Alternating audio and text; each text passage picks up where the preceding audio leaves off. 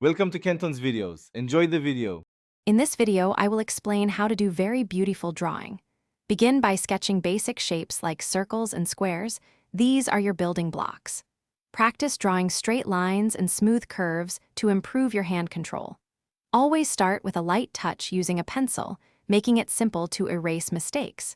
Pay close attention to the world around you, noticing how light falls and shadows form on objects. This foundational practice is key to developing your artistic eye. Now, let's add depth to your drawings with effective shading techniques. Identify where your light source is coming from. This dictates where highlights and shadows will fall. Experiment with different pencil grades, perhaps a 2B for lighter areas and a 6B for darker tones, to achieve a full range of values. Blend your graphite gently using a blending stump or even a cotton swab for smooth transitions. Strong contrast between light and dark areas makes your drawing truly pop.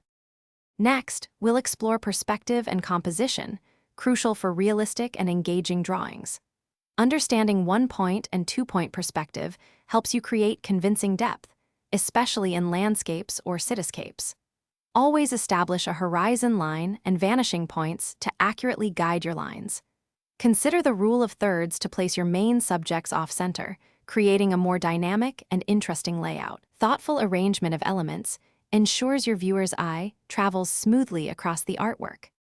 Finally, consistent practice and refinement are essential for continuous improvement. Try to dedicate at least 30 minutes each day to drawing. Regularity is more important than duration. Don't be afraid to experiment with different mediums like charcoal, ink, or even colored pencils to broaden your skills. Actively seek constructive feedback from fellow artists or online groups.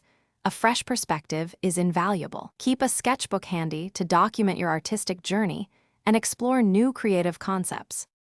Thanks for watching. Consider subscribing if we helped you.